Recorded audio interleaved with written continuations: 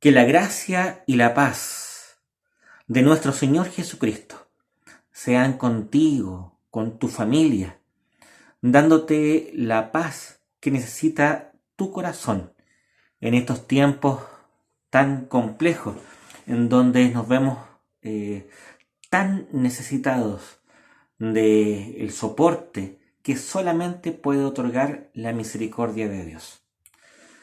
Te invito a que podamos seguir reflexionando el quinto mandamiento de honrar a padre y a madre, pero con estos énfasis que da el Catecismo Mayor de Westminster relativos también a el respeto que debemos tener hacia nuestros superiores, nuestros pastores, nuestros líderes, nuestros dirigentes políticos, sociales, etc. El día de ayer enfatizamos mucho ese respeto y los pecados que van en contra de este mandamiento. Hoy día queremos ver el sentido contrario. ¿Cuáles son los pecados que los líderes muchas veces cometen en contra de aquellos a quienes se les está dado la responsabilidad de dirigir? Vamos a leer el párrafo 129 y 130 y vamos a hacer algunos comentarios. ¿Qué dice el Catecismo Mayor de Westminster? ¿Qué se exige de los superiores para con los inferiores? Se requiere de los superiores que, conforme al poder que han recibido de Dios y aquellas relaciones en las que ellos están, amen a sus inferiores, oren por ellos y los bendigan, los instruyan, aconsejen y amonesten, protegiendo, encomendando y recompensando a los que hacen bien, no ayudando, reprendiendo y castigando a los que hacen el mal. Protejan y provean de todas las cosas necesarias para el alma y para el cuerpo, y que por un comportamiento grave, sabio, santo y ejemplar, procuren la gloria de Dios, honra para sí mismas y preservar así aquella autoridad que Dios les ha confiado. Entonces, vemos que la responsabilidad que Dios da a aquellos que somos llamados al liderazgo, tanto en la iglesia como en la sociedad o en la familia, es tremendamente grande. Es una responsabilidad gigantesca, porque todos los que son puestos en lugar de autoridad no se tienen solamente bajo cuidado a sí mismos, sino que están ahí, han sido puestos ahí para el cuidado de otros. Cuando un líder no está cumpliendo el propósito para el cual fue puesto, sin lugar a dudas, debe revisarse, ser ayudado y corregido. ¿Y en qué consiste esta labor? Principalmente tiene dos sentidos. Uno, el de enseñar, promover, acompañar las cosas buenas. Y en segundo lugar, corregir, castigar las cosas malas. Juan Calvino decía de que el pastor tenía un cayado con dos propósitos: para guiar a las ovejas en el camino de Dios, lo cual implica un toquecito o a veces un golpe, y en segundo lugar, para espantar al lobo. Es decir, el cayado del pastor es una herramienta de guía, pero también de defensa en contra de las falsas ovejas o de los lobos encubiertos. Por eso que el pastor debe tener como elemento fundamental de su cayado el amor irrestricto por la verdad. Uno no puede ser pastor de Jesucristo o líder cristiano o líder en una situación civil si no está sujeto a la urgencia de la verdad. La mentira siempre ha sido, en el ámbito civil como en el eclesiástico, la gran piedra en el camino para el desarrollo de los gobiernos civiles como del gobierno eclesiástico. La verdad. Y para decir la verdad hay que tener valor. Por eso que los pastores, los líderes, los gobernantes deben tener el valor y la coherencia frente a la verdad. Pero una verdad con amor. No una verdad hecha con violencia, sino que una verdad que busca ser razón de crecimiento en el corazón de las personas.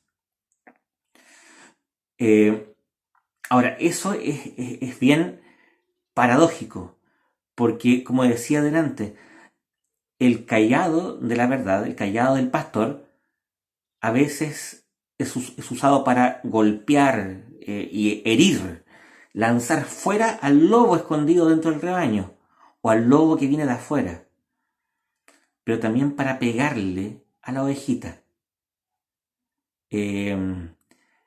Yo siempre he dicho que yo no me considero pastor, porque pastor es Cristo. El pastor de la iglesia es Cristo. Yo soy el perro del pastor. Y como perro del pastor muchas veces he tenido que morder talones. Y eso por amor. Porque cuando uno dice la verdad, ladra y no es escuchado, a veces es necesario también mordisquear un poco los talones para llevar a esa oveja díscola al camino en que está siendo orientado el rebaño entero. Entonces, el amor tiene diferentes matices y creo yo de que Dios provee con los talentos propios del pastorado a aquellos que son puestos en ese lugar. Por eso es que es tan importante de que las ovejas sean obedientes, porque pueden escuchar aquella admonición del pastor. Incluso y sobre todo, porque son los casos más difíciles, cuando hay algo que el pastor dice y que a mí no me parece, porque me incomoda, porque en definitiva molesta a mi carne. ¿Se acuerdan que habíamos estado hablando de que el mal de hoy día es que cada quien quiere hacer lo que le da la gana? Bueno, cuando el pastor te pega justamente ahí donde está tu gana, que va en contra de tal o cual precepto, por ejemplo, o matiz de la filosofía pastoral de la iglesia, etc., eh, el pastor está haciendo lo correcto, sin importar lo complejo que sea ese aceptar por parte de la oveja. Yo tengo la bendición de haber recibido muchas veces el palo pastoral y estoy agradecido por eso. Y lo digo tanto como por profesores, como por pastores u otros tipos de dirigentes. Me acuerdo, por ejemplo, de un profesor en la universidad, don Jaime Moreno Garrido, un hombre no solamente erudito, él era especialista en lenguas bíblicas y del Medio Oriente Antiguo. El hombre hablaba caldeo, sabía los diversos momentos de la evolución del cuneiforme, el tipo extraordinario, pero de una calidad humana tremenda.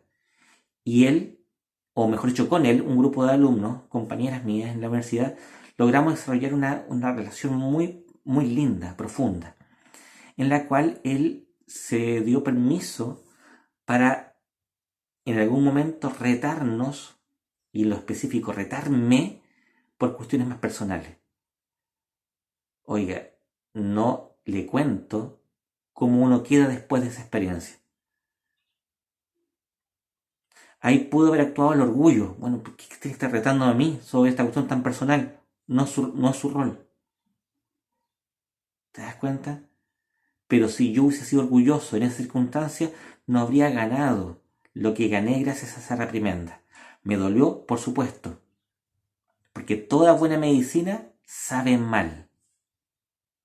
Entonces, si el pastor no realiza esta obra, en primer lugar, no está cumpliendo su razón de ser en la congregación.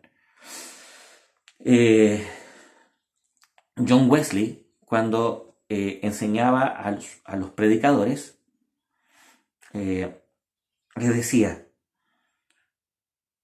un sermón que no provoca arrepentimiento o enojo en las personas es un sermón mal predicado y de mal contenido, mal sermón.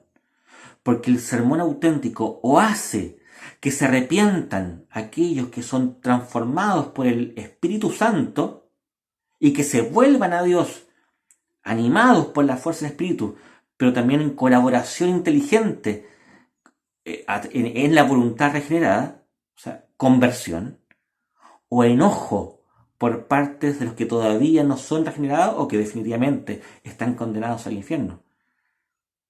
Un sermón que deja la cosa tal como estaba o que simplemente alimenta el intelecto con datos interesantes no es un buen sermón. Lo mismo pasa con la consejería bíblica.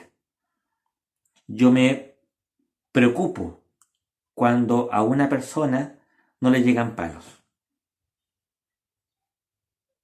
Cuando una persona siente de que no ha sido tocado en su intimidad. Hay veces que uno tiene que romper máscaras en este proceso. Y mi limitada experiencia, lo que puedo yo decir hasta ahora, es que la gente no le gusta que le quiebren las máscaras. Entonces,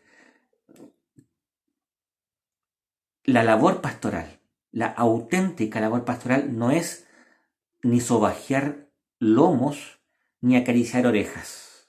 No, eso lo hacen fácilmente los falsos profetas.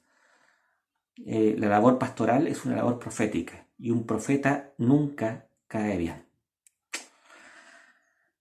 Entonces, la primera responsabilidad del pastor es la verdad con amor. O la verdad por el amor, que también es lícito.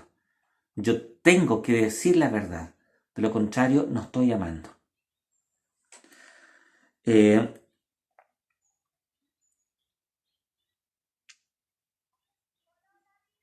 El reprender y el castigar. Tal vez antes eso era más fácil. Hoy día se necesita el corazón humilde de las personas para que acepten ese castigo.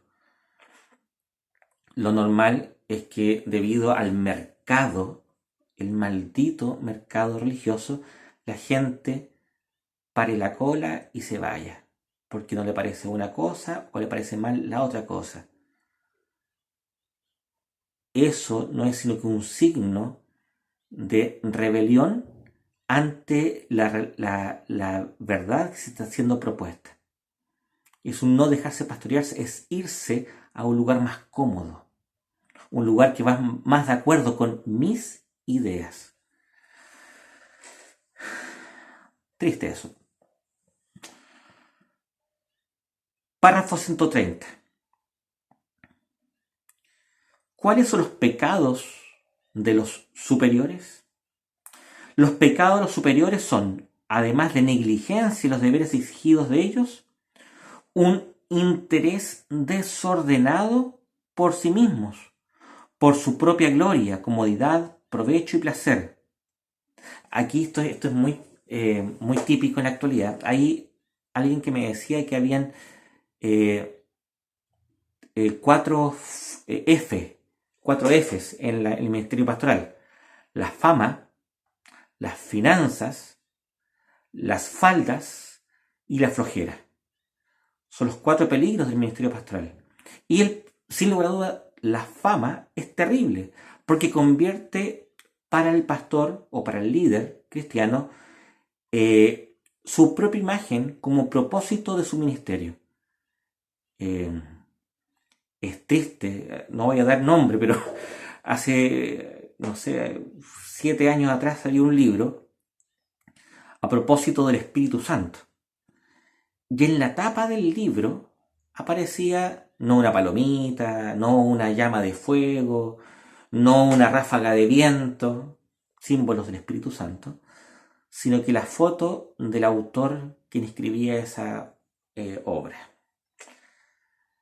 Ese es un claro ejemplo de eso. O por ejemplo, cuando se habla del ministerio de tal pastor en nombre de la iglesia. O decir, esta es la iglesia del pastor Juanito. No, no es la iglesia del pastor Juanito, es la iglesia de Jesús. Entonces, ¿cuál es la clave aquí? Hacer lo que hacía Juan el Bautista. Es necesario que yo mengüe para que Él crezca. La labor pastoral no es otra que apuntar a Jesús. Y cuando se ha dejado de apuntar a Jesús y uno se apunta a sí mismo, eso ya es un rotundo fracaso. Por eso a mí me gusta mucho y entiendo y conozco gente a cual no le gusta esta frase. De hecho, se enoja con esta frase. Del conde de Zinzendorf, este hombre tan ecuménico del siglo XVI, postrimería del siglo XVI y del siglo XVII. Un tipo fantástico, que decía, predica el evangelio, muere y sé olvidado. Si tú eres líder de la iglesia, si tú eres pastor de Jesucristo, debes grabar a fuego esta frase. Predica el evangelio, muere y sé olvidado. Tú no importas que tu lápida no lleve tu nombre. Me voy a tatuar eso. Sí, yo creo que lo voy a hacer. ¿Cuáles son los otros pecados de los pastores o los líderes? Mandar cosas ilícitas o que los inferiores no son capaces de cumplir. Ahí la verdad debe ser dosificada de acuerdo a las capacidades de comprensión de la congregación. Es como en un acto pedagógico. Yo a mis hijas no les voy a enseñar en categorías que son ajenas a su sexto y cuarto año básico, porque al final eso le va a hacer daño a ellas y me va a hacer daño a mí y va a dificultar el crecimiento de la familia entera. Entonces hay que tener claro este elemento. Aconsejarlos, animarlos o favorecerlos en lo que es malo. Cuando un pastor dice que algo que es pecado no es pecado, está haciendo algo en contra de la voluntad de Dios y se transforma automáticamente en siervo del anticristo.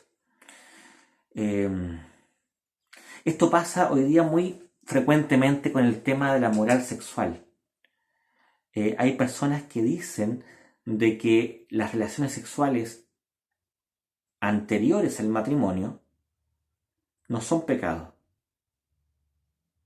Bueno, ahí tenemos a siervos de Satanás promoviendo el pecado de aquellas personas que son parte de su iglesia. Me he enterado que hay pastores que hablan de que el poliamor es justo y bueno, que es una opción más. Evidentemente que eso es un acto demoníaco. El pastor debe enseñar lo que es justo y bueno. Y cuando promueve prácticas o creencias contrarias a la palabra de Dios, ha dejado de ser pastor de Cristo.